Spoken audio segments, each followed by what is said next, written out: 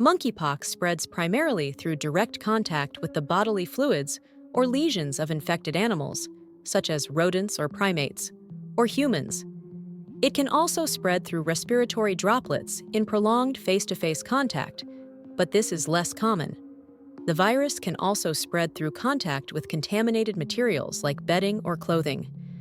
Compared to COVID-19, monkeypox spreads less easily from person to person. COVID-19 spreads mainly through respiratory droplets when an infected person coughs, sneezes, talks, or breathes. The virus can remain airborne for extended periods and infect people over longer distances. It can also spread through contact with contaminated surfaces, though this is less common. Symptoms usually appear 5 to 21 days after exposure and can include fever, headache, muscle aches, backache, swollen lymph nodes, and exhaustion. A characteristic feature is the development of a rash, which progresses from macules to papules, vesicles, and pustules. While monkeypox is generally less severe than COVID-19, it can still be serious, particularly for those with weakened immune systems or underlying health conditions. The disease can be fatal in a small percentage of cases, especially in children and pregnant women. The illness typically lasts 2 to 4 weeks.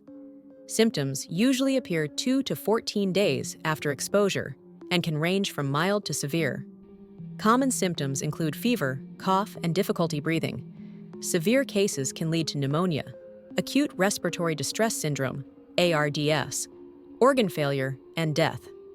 COVID-19 has a higher rate of severe illness and death compared to monkeypox, with severe cases often requiring hospitalization and intensive care.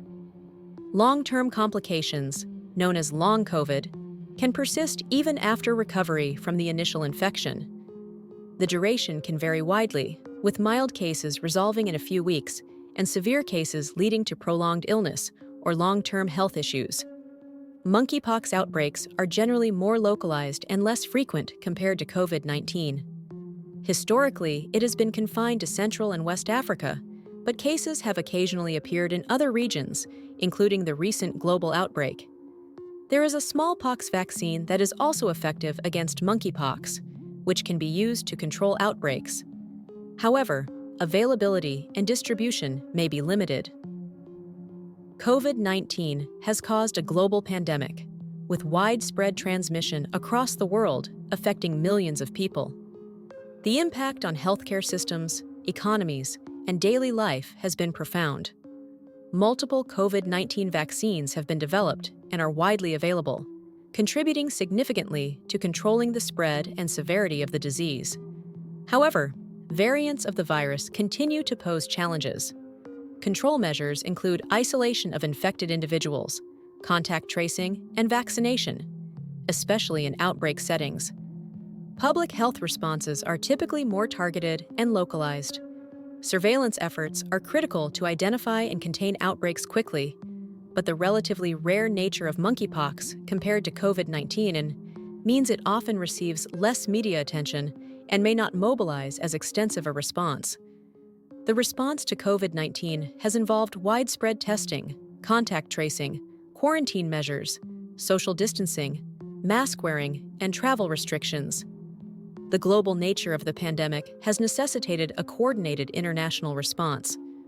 Ongoing surveillance and monitoring of variants continue to be crucial in managing the spread and impact of the virus.